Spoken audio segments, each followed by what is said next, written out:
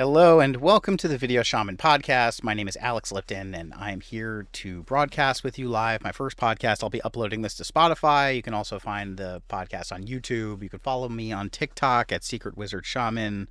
Also on Twitter as Alex Lipton. I'm the first and only Alex Lipton on Twitter. Don't believe all the fake accounts out there because there sure are a lot of them. You know, it's so easy to get lost in identity in the world that we're in right now. That's one of the subjects that I think about in terms of the evolving consciousness of humankind and humanity as a superorganism in coherence on this planet. The concept of identity. I'm an Aquarius. I'm a triple Aquarius, so I fully support and embrace the concept of self-expression and how we need to feel that freedom when we're expressing ourselves. It's of the utmost importance, and it's a huge improvement from the last several thousand years where the concept of the self and identity was really marginalized, and we had no self identity other than what was programmed to us. But we have this amazing experience happening on Earth right now where we have a transformation in consciousness, and our identity is evolving, or actually, more accurately, we're deprogramming what we thought we knew we were, trying to get down to a sense of true self and true identity. I think a lot of it gets lost, though, especially with the advent of social media and as wonderful of a tool it is for technology to communicate and share ideas at incredible speeds, and it's also dangerous because it only further exacerbates this sense of self-worth and deprecation of self-worth. You know, it's just like being bullied in school back in the day was one thing, but now I can't imagine growing up and going to school with cell phones or iPhones or whatever and having to constantly be pressured to be a certain way in order to fit in. But, you know, one of the advents or principles, I think, of this emerging new paradigm is something that I was taught a number of years ago by Rob Williams, the originator of Psyche. And I'm sure we'll be talking more about Psyche and what that is later. But just for the sake of this point I'm trying to make, the idea is that you could break down people into two different groups. There are followers and there are leaders. And if you're going to try to fit in, then you can't really be a leader. So if you have a strong inclination to be a leader, don't feel bad about fitting in, because you won't fit in. You know, you're going to have a hard time being in both of those camps at the same time. But that is also sort of the paradox, right? Especially in the Aquarian age, it's all about community. It's all about coming together and teamwork. But at the same time, we're having this amazing consciousness exploration within our own selves that is getting people to ask questions like, hey, who is leading my life? Who's in charge of my life? I want to be in charge of my life. And this lends itself more to the idea of self-expression. So how do we balance these two? How do we embrace self-expression and individuality with the ever-growing need to come into community and to share an experience? So this is part of the cultural programming that I'm looking forward to the dismantling of and continue to watch every day. It's kind of a train wreck as much as it's a beautiful thing to watch. The only way that really makes it beautiful, because by default it's a train wreck and we're watching it in slow motion, and not even slow motion for a lot of people. It's like right in their faces, happening full speed ahead, right towards the Titanic's doom at the iceberg. But it is beautiful when you detach yourself from it. Now, this comes back to the idea of identity.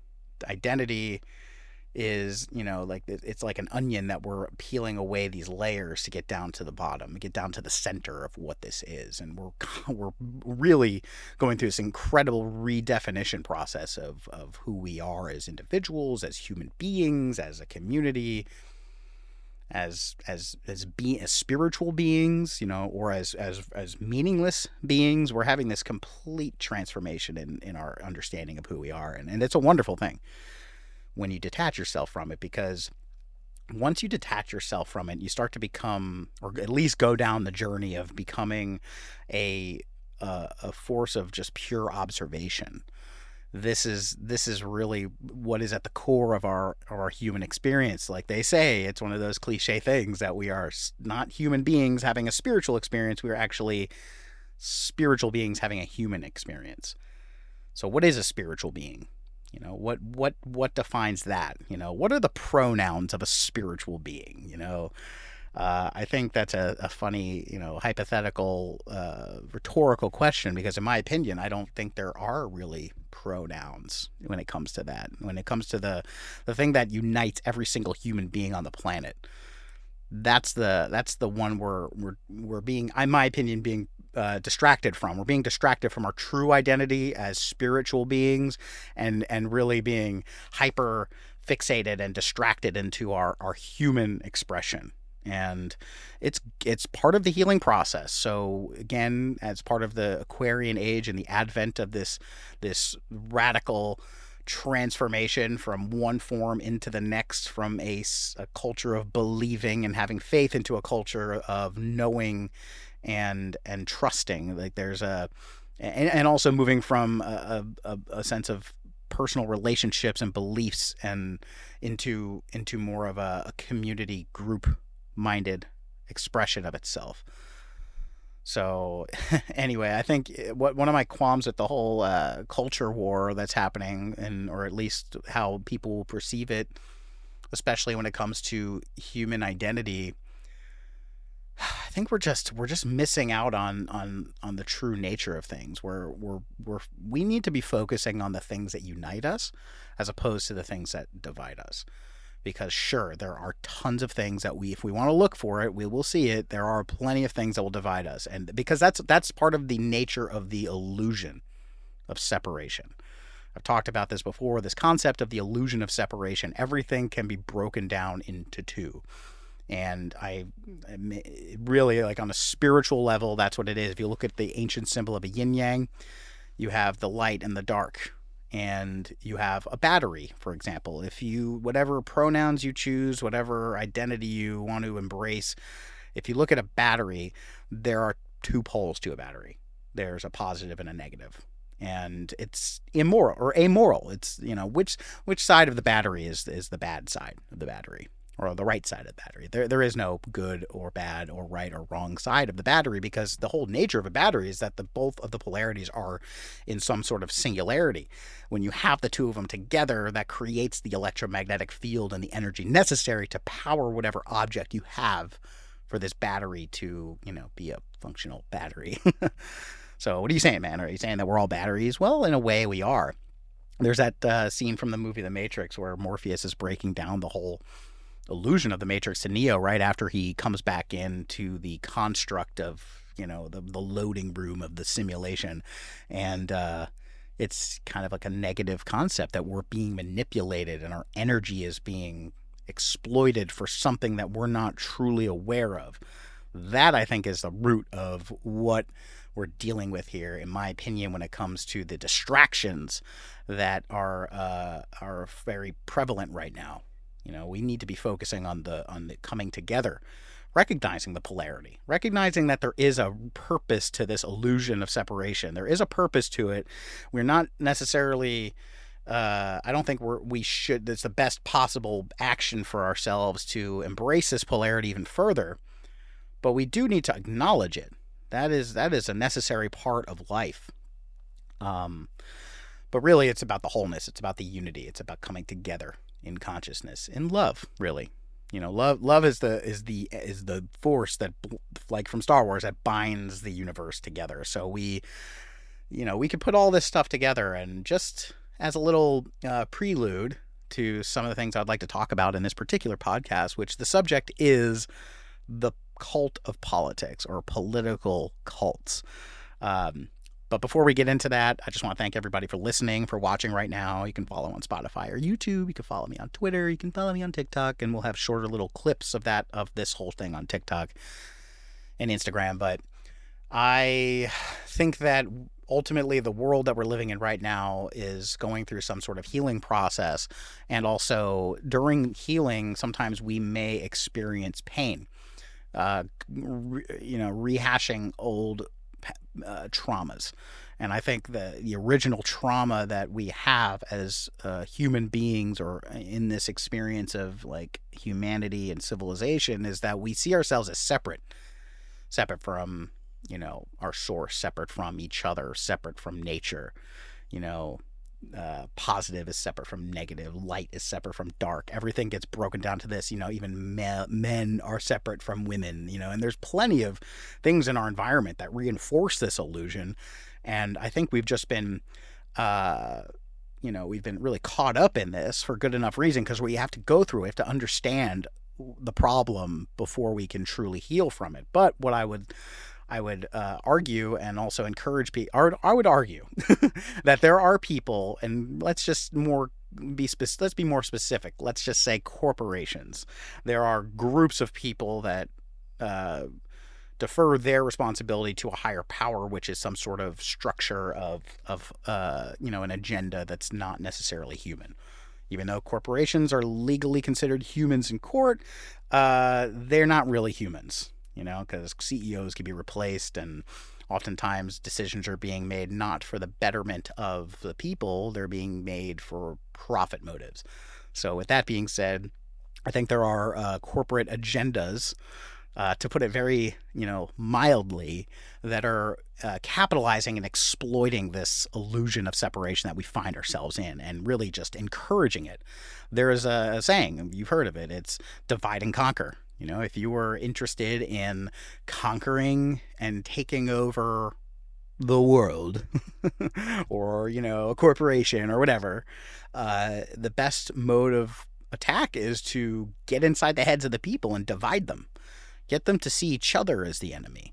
Get them to look outside themselves for whatever that is. Whatever they do, don't have them look inside. Don't ever have them recognize, the truth is within. Let them play in the sandbox of this illusion without recognizing they're an illusion. This is like in Plato's allegory of the cave.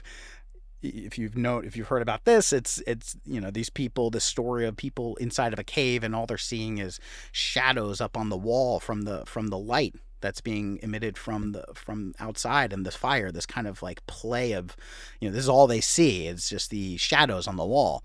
But it's not until you start to go outside and you realize that those shadows are just shadows. They're not the real world. So you have to kind of leave the cave in order to recognize that what we're seeing as reality is not truly reality. It's just a fraction, or an interpretation of reality. That's not true. It's an illusion. That's the whole idea of it.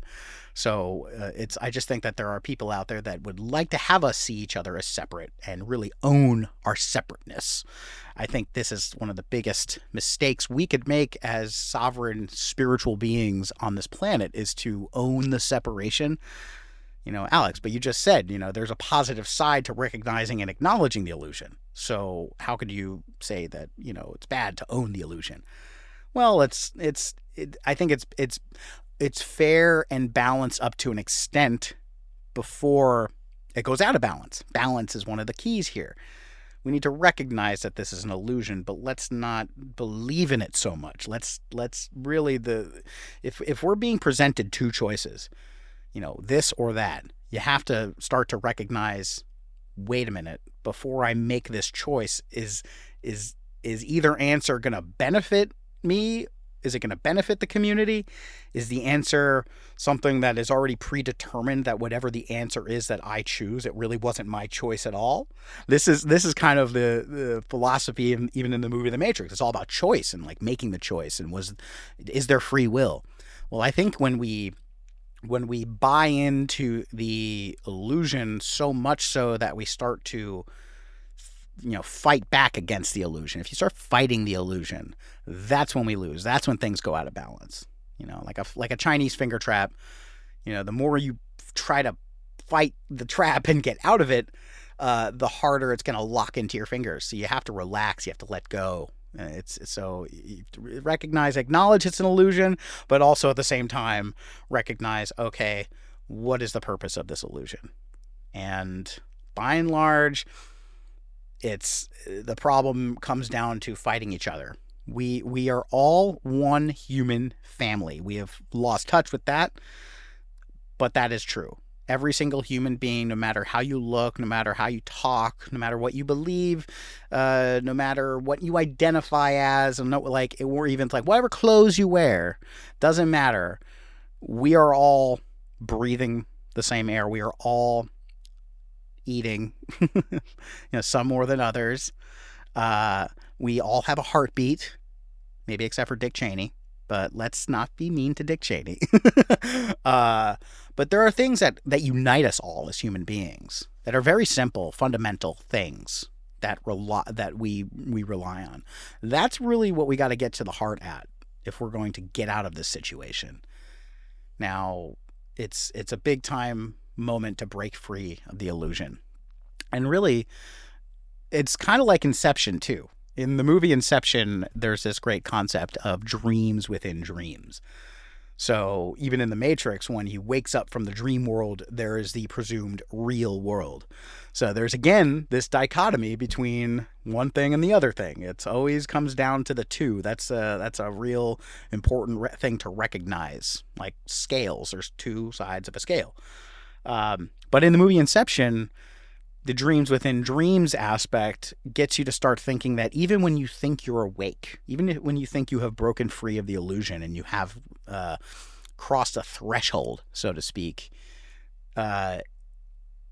feel relief, have some celebration, some sort of moment of accepting that this is another level, but don't get so caught up in thinking that you actually are awake or that you have somehow beat the system. Because like in Inception, even when you wake up from a dream, you are still in another dream.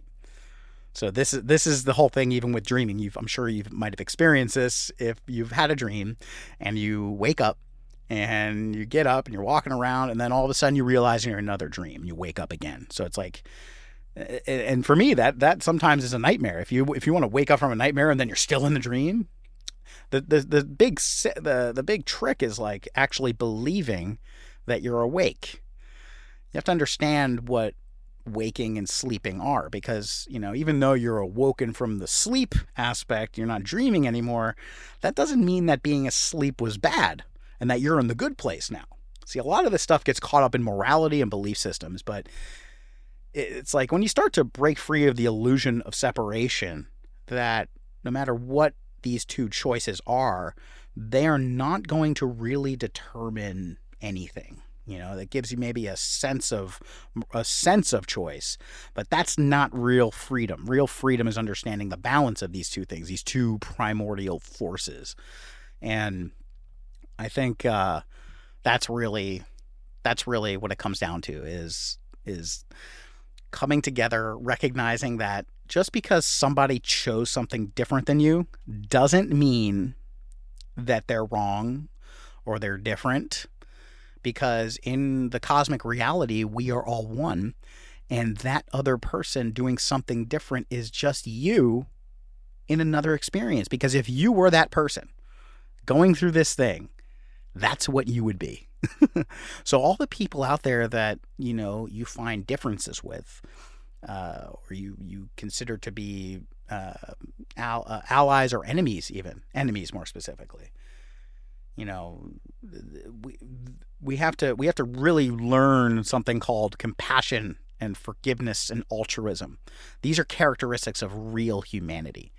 Now, it's not easy when you've been hurt, when you've been lied to, when you've been trapped or enslaved for so long. And maybe you haven't, but you're, generationally, you might be carrying around some programming from, centuries of bullshit going on.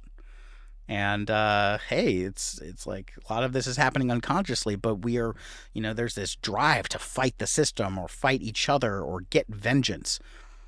This story is as old as time. Even with the ancient Greeks, the story of Zeus and Poseidon and Hades and their siblings. They were the younger generation. Then there was the older generation of Kronos and the Titans. and there was this huge rebellion that happened where the new guard took over the gods. Like the Titans went down to Tartarus, and then the Greek gods took ascended to the throne of Mount Olympus. There was like a war in ancient past, and there was this like fight for which one is right. Well, we still carry this in our unconscious minds, and some more than others in their personal lives, but we have this drive to fight each other, to fight the other, to fight the environment. The environment's out to get you. This is and there's purpose to this illusion. It's not out of nowhere, you know. But we have to, if we're going to make our way into a new paradigm, a true new paradigm, we have to try smarter, not harder. Don't fight. Maybe you fought enough. Maybe just be. Recognizing that it sounds a little cliche, but we're fighting ourselves. We're fighting ourselves. What's the, and before now we're going to get into the subject I would like to get into, which is the cult of politics. But if we're fighting ourselves, then really the best way to combat that, because there still is that drive, you know, it doesn't mean you ignore it. You don't ignore that impulse. You just have to redirect the energy. So instead of fighting each other or fighting your past or fighting these things, you have to recognize, okay, well, how do I bring balance to that? How do I see the purpose of this? So this is the first podcast, and I'm sure hopefully we'll have a little bit more structure going forward. But if this information is interesting to you, please subscribe and write me some comments or send me some messages, and I would love to hear what you think. But the subject I would like to get into today, it's about political cults.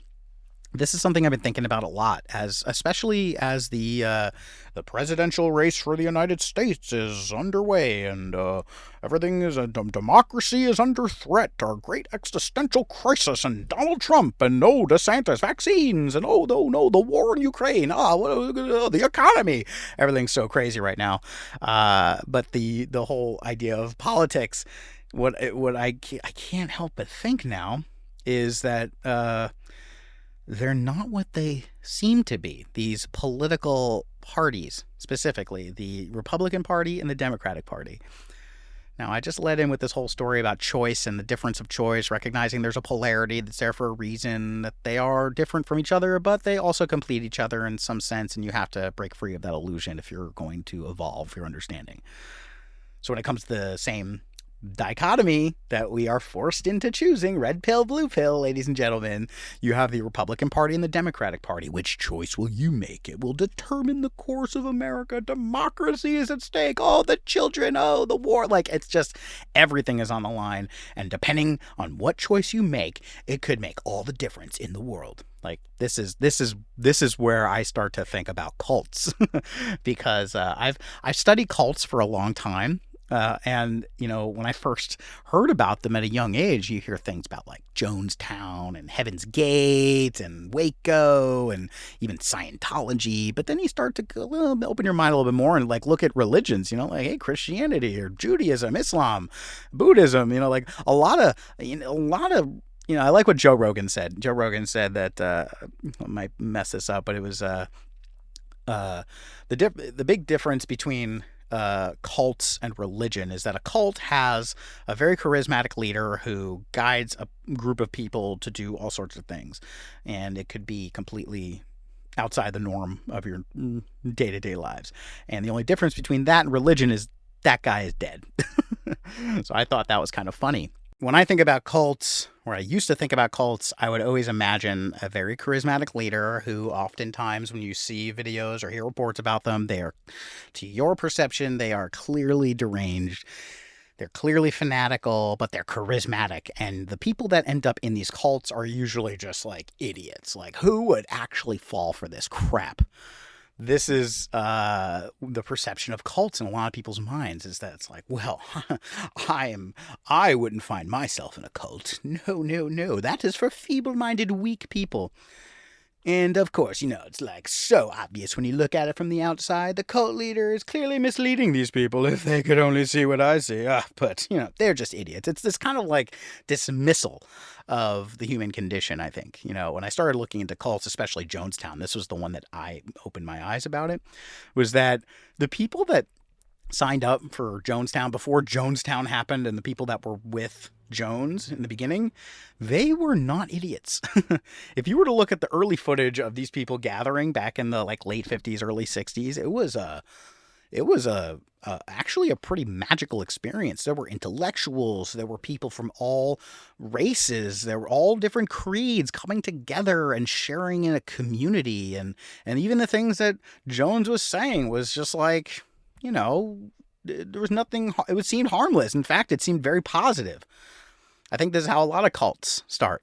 Is it seems very positive, and you get a sense of community. That's really like what it comes down to going forward. Is that you're sharing an experience that uplifts your spirit in some kind of way, or gives you a sense of, empowers you, and they're not idiots. They're usually really smart people. But they think outside the box. What did they recognize? They recognize that the world and the society that we live in, to whatever extent, is bullshit, and they're looking for something different. So these things are actually, when you look at it that way, it's like those are good characteristics. It's like, oh, sign me up for this. It's like, yeah, but we're not going to sign up for a cult, guys. But this is the big shift that happened in my mind. It was looking at cults a little bit more sympathetically, not necessarily like what happened in the cults at the end, but just the nature of a cult and how it starts. People don't end up in Scientology because it's completely bullshit. To the people that are in Scientology, it really, maybe not everybody, definitely not everybody, of course, and this is a theme with cults, but people benefit from joining up with these things.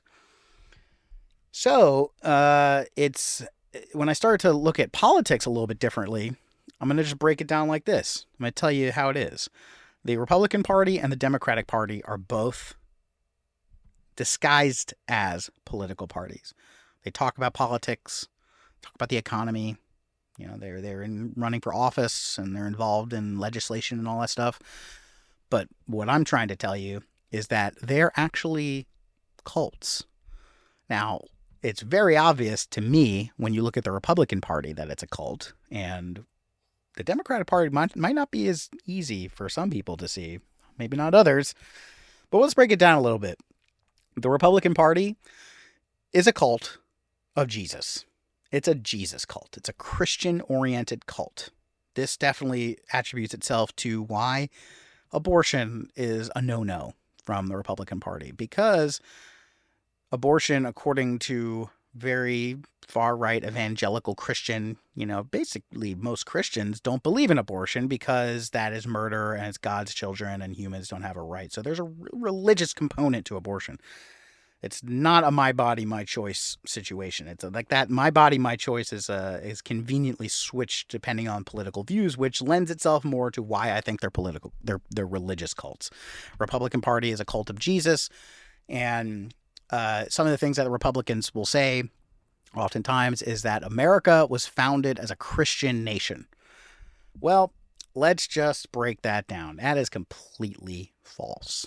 There is nothing in the United States Declaration of Independence, the Constitution, Bill of Rights, none of that mentions Jesus or Christianity whatsoever. It's not in there. It was not founded as a Christian nation. However, the founding fathers of the United States were, by and large, Christians. They were Protestants. There happened to be no Catholics in there. So it was a Protestant. There were Protestant people starting America. But also, they were not just Christians. They were not just religious. They were also deists, or people that studied nature. They were scientists, a lot of them. So you had this amazing experience where you had religious people with a scientific mindset coming out of the Age of Enlightenment, the Renaissance, and all that, having a higher vision of, self-governance and utopian ideals. This was a science-based origin.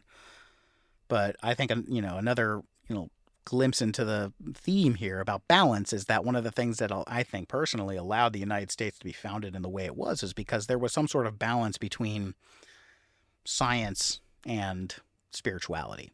Because it's in the Declaration of Independence that by nature and nature's God. It was directly in there. There was no Jesus. There was God, but it's nature and nature's God.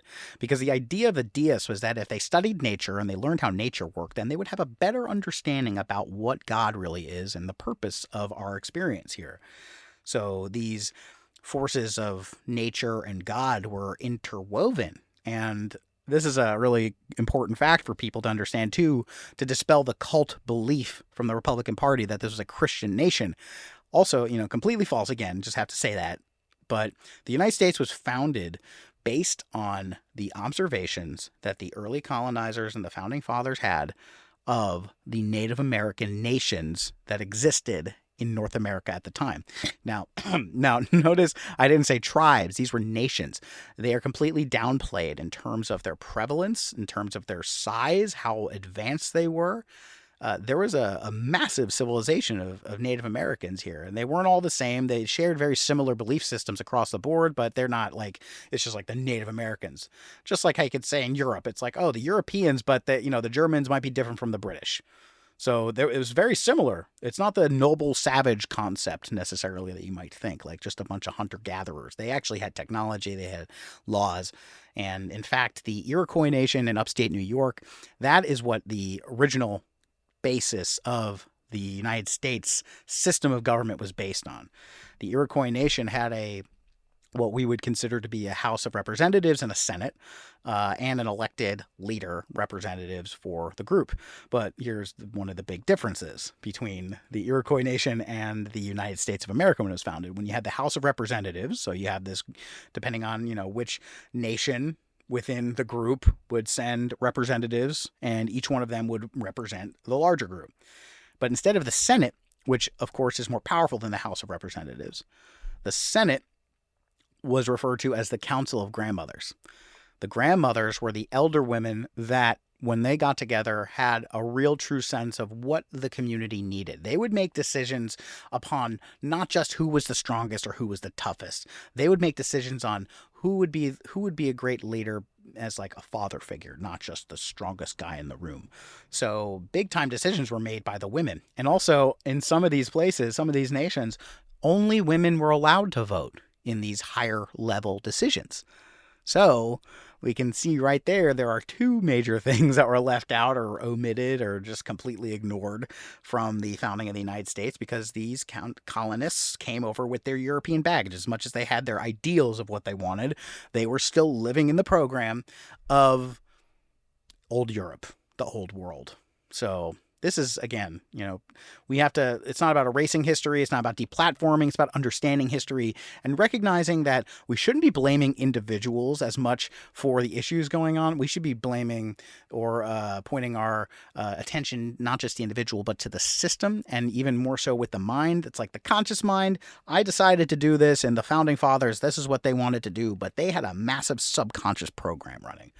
So don't blame them for their subconscious programs. Don't blame anybody for their subconscious programs. And let's go back to what I was saying before about if you have a problem or you disagree with somebody, recognize that there is something true that's universal within all of us. And oftentimes we're living out our subconscious programs as our front-facing life.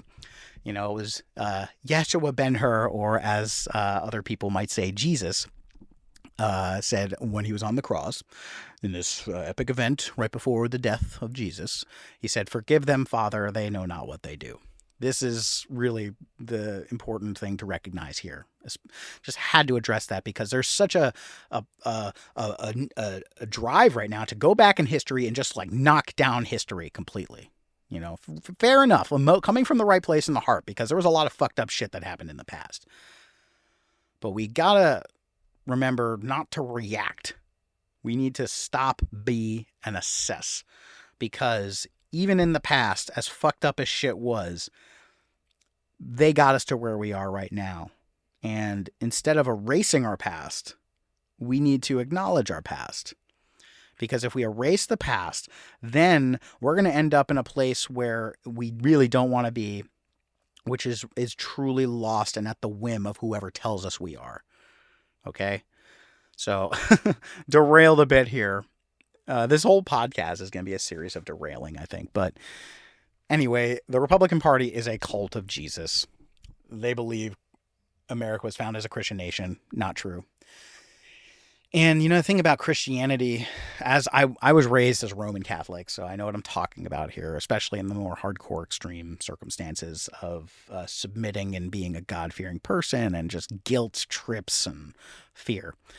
Um, in Christianity, and I can speak for Catholics specifically, there's something called the Eucharist. It's a sacrament. In the main sacraments, you've got baptism, you've got confession, you've got communion. Baptism is like your entry level indoctrination into becoming a Christian, kind of initiates you. And I've heard people call it spiritual insurance because if a long time ago, it's like, oh, is the baby baptized? If we're going to protect it from evil, or the baby could go to hell if we don't baptize it. There's always this threat of something that's bad if you don't commit to the organization and go through these rituals. So you got baptism, but I really want to identify the main one here, which is going to relate to the next part of the conversation, which is how the Democratic Party is also a cult, but it's a slightly different cult, and there's an interesting story behind it.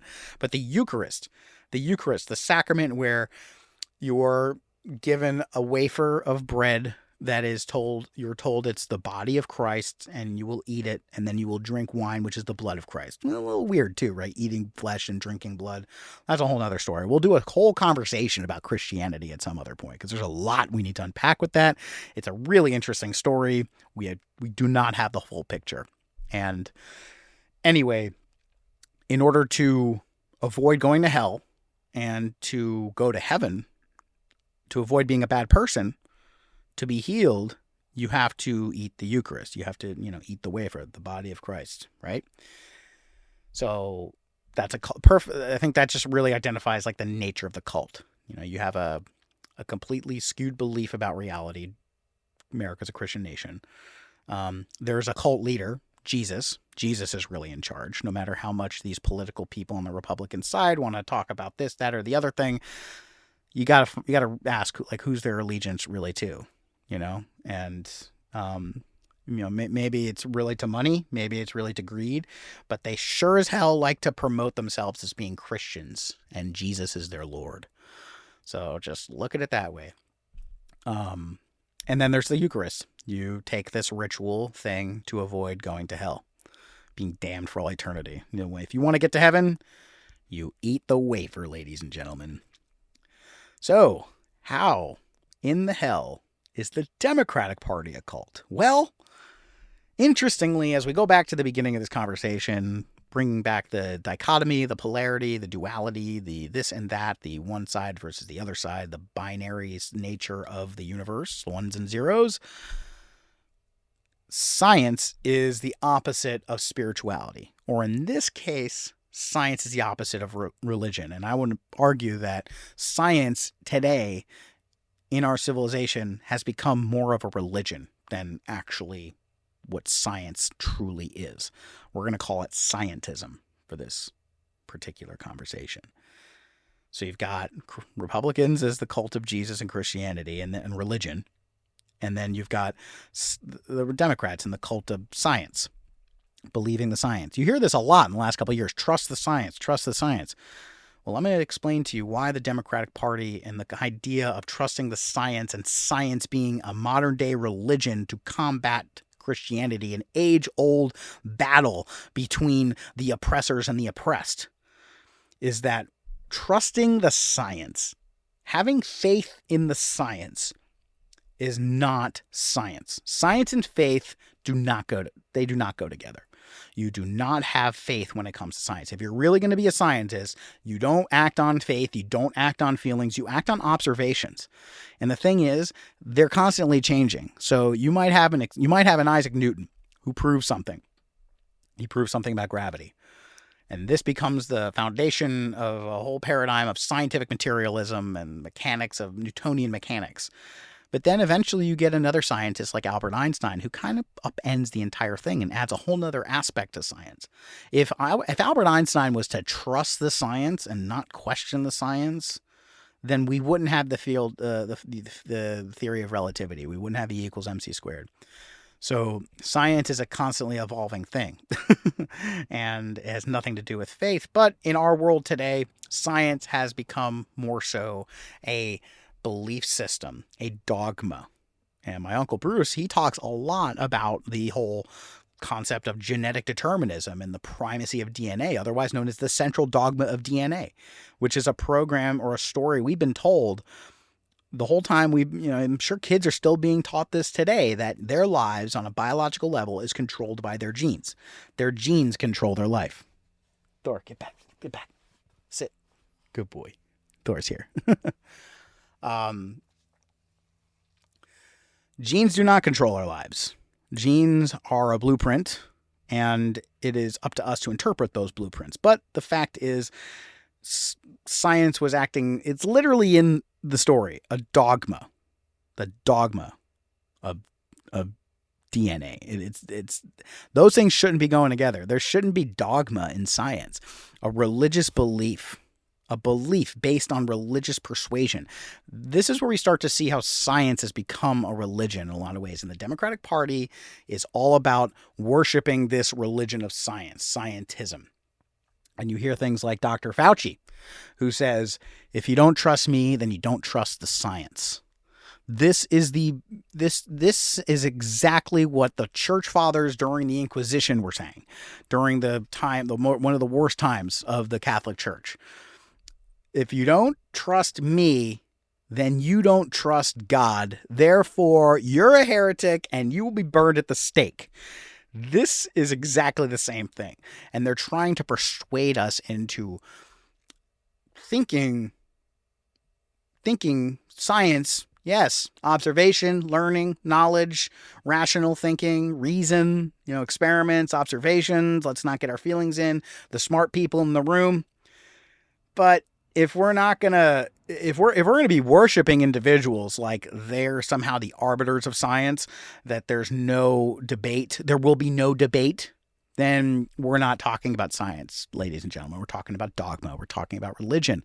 And this is a really freaky thing to me, because when you're in a cult, you oftentimes don't realize you're in a cult. You would never say you're in a cult, and you really believe in it. And then as you get deeper and deeper into it, you start to compromise critical thinking. You start to compromise your actual belief systems to appease what the group in that cult is thinking, or the leader in that cult is thinking. And this one in the Democratic Party, which is the cult of science, in my opinion, scientism, the dogma of science. It's not scientific at all. It is a complete bastardization, slander of science and observation. Concept of asking questions is a tenet of science. But in today's age, certain subjects like COVID, if you ask questions about COVID, you immediately get labeled something kind of akin to a heretic, a crazy person. And then you can lose your job. You can become banished from the internet. You can lose your friends, relationships with your family. This is what's been going on. And this is how the main subject of this is. I just really wanted to point that out. And here's the other key thing about the science of religion, or the religion of science, is that the sacrament, similar to Christianity, the sacrament of Christian tradition is the Eucharist. You eat this and it's your pass to get to heaven, basically. In science, the sacrament is there. It's not a wafer of bread. It's pharmaceutical drugs. Pharmaceutical drugs are the sacrament in the cult or religion of science. This is a big problem that we have in this culture today, especially in America, one of the most over-medicated populations on planet Earth, yet we're also the sickest. They're not helping us. In fact, the third leading cause of death in America is iatrogenic illness, or death by medicine, death by prescribed medicine, death by accidents in prescribing medicine, death in practicing medicine. Third leading cause of death. So it's, again, let's not blame the doctors or blame the people. It's the system. And more so in this situation, it's the cult thinking, when we are compromising our own safety as individuals, as human beings, as spiritual beings, for the sake of a belief system that does not truly support who we really are and only reinforces this illusion of separation. So pharmaceutical drugs, and specifically the COVID vaccine. Look at that. If you didn't get the COVID vaccine, you're going to die. You're going to die unless you get this. There's a 50-50 chance you're going to die if you get this vaccine. Also, another thing that they would say is, oh, if you don't get the vaccine, you're going to kill your grandma. All the people around you are going to get sick. So you have to take responsibility, not just for yourself, but for other people. Fine, don't do it for you. Do it for other people. This is the whole thing. This is the sacrament. This is the, if you don't take this, you won't go to heaven. And it's a dangerous thing. It's a dangerous thing. And I think I want to wrap this up here, but the point I wanted to make in this first podcast, forgive me for ranting. I mean, I'm going to be ranting a lot in this show, but hopefully we will have more concise discussions, and hopefully this will benefit you. And if you liked what you're hearing, please comment. Let me know what you think. But the whole thesis argument here is that the political parties, the Democrats and the Republicans, are not actually, the parties themselves are not political parties. They're cults. And when you start to see people who have very strong convictions about political values, whether you're conservative or you're liberal, you start to see these situations where they start acting kind of funny. They start kind of seeming like they're not in the same camp.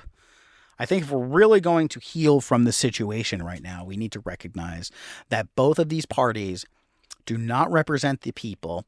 They represent corporations that their only objective is to make money. That is very simple for that. We don't have to get into any other conspiracies right now.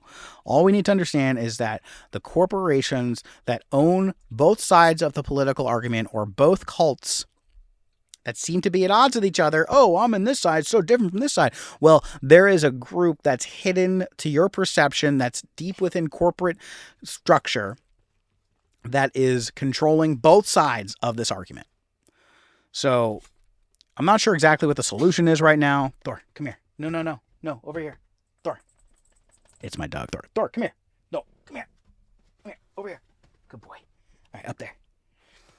All right, yeah, starting to get a little hot in here. I got to figure out my ventilation situation. But anyway, what's the moral of the story, ladies and gentlemen, is that there is a third hidden party, if you will, a third hidden cult that is in control of the two major cults that are in America, the Republicans and the Democrats. There's a hidden cult. This cult is all about money. It's all about power. And really, it is the most inhuman thing that you could imagine. These corporate structures that they're hidden behind, they don't care about well-being. Let's look at both cults for a second. The cult of Jesus. Listen to these evangelical people talking about killing gay people and that gay people go to hell, or talking about how these people are, the foreigners are really bad. They look at homelessness. It's like, well, pick yourself up by your bootstraps. It's a complete hypocrisy, because there's a great saying, it's like these Christians oftentimes will go to church on Sunday to worship a homeless man, and then on Monday they'll brush the homeless man aside. So there's a big hypocrisy there. And on the Democratic Party side, it's a very similar thing. It's just a complete hypocrisy in the way that we see each other. So I think we need to recognize what the common enemy here is. The common enemy is the cult of illusion. It's the cult of separation. And those people who are in that organization, I really encourage you to, just look inside for once. Look inside and see what's really there. Are you afraid? Are you afraid to look in the mirror? Are you afraid to see into your own heart and your own feelings? It's okay if you are. It really is. It's been a long, difficult road for most of you, for most of everybody. And it's okay. It's okay. We need to come together, because when we come together, we can heal. We can really balance. And this is the last thing I'll say, is that community is immunity. When we come together in community, that's when we truly will find health and wellness. Not when we see each other as separate, not when we point fingers at the other side and say, oh, they're the bad guys. People are going to have different opinions than you. That's not the point. A lot of the stuff that we're fighting about in terms of identity, in terms of the past, it's like, not that this stuff is irrelevant, because it certainly is. I just think that it's being used to exploit our vulnerability so much so that we do not focus on the more important issues, like the fact that we are in all these wars, that World War III is imminent right now, and that there are people actually encouraging this. Like health. We don't have public health in this country, in America. It's a sick care system. And we are, you look at someone like Bill Gates, he has shares in McDonald's and Coca-Cola and vaccines and pharmaceuticals. So he's helping perpetuate people to get sick and unhealthy, and then provides the cure of the drugs to fix the problem that he's encouraging. This is the corporate structure we're talking about here. So everybody, thank you so much for listening. I hope this was interesting to you at the very least, and we're going to try to get a little bit more thematic and see what happens. But this is just a podcast. I just want you to recognize that you are a spiritual being. You are a love in the light, and everybody that you see around you is a reflection of that deep truth of who you really are. So when you look into the eyes of somebody else, recognize that you're looking into the eyes of yourself. How would you like to treat yourself today? Did you ever do something that you regret? Did you ever have a thought that you didn't like? Did you ever make a mistake? Did you ever feel bad about yourself? Well, look to that person and see that as an opportunity to heal your own shit. We can heal our own shit through each other. This is a big hall of mirrors, ladies and gentlemen. And we are not the mirrors. We are the light that is reflecting and reflecting through these mirrors. And the more that we align these mirrors into some sort of structure that reinforces coherence, we're going to have such an emergence of beautiful love and light, as they say, that will just totally make all of this worth it. We'll start to see that everything that was bad that happened into your life was actually for a purpose. Everybody that you saw as an enemy is actually one of your greatest allies. You don't have to be around them all the time, but you kind of are in your mind. So change the way you see the world. You don't have to change the world. Change the way you see the world. Start to recognize that this world is meant for growth. It's meant for love. It's meant for learning. It's meant for experience. And there is no right or wrong in that sense. Morality is a thing, but let's not project what we think is right or wrong onto other people. There are certain ground rules that we need to establish as humankind. Number 1, we all breathe. Number 2, we all have heartbeats. Number 3, we all need clean water, clean air, clean food. These are the most important things. And if we're not addressing those things, anything that's getting us to distract from that and pay away from that, that's the real enemy. So let's get back into wholeness and unity. And as sappy as it might sound, let's get back into a state of love. Let's start recognizing that we are all in this together. It is so important. Even the ones that you disagree with the most, even the ones you hate. Like the Emperor from Star Wars said, let the hate flow through you. Okay? But also like the Jedi say, learn to rise above your emotions. Don't ignore your emotions.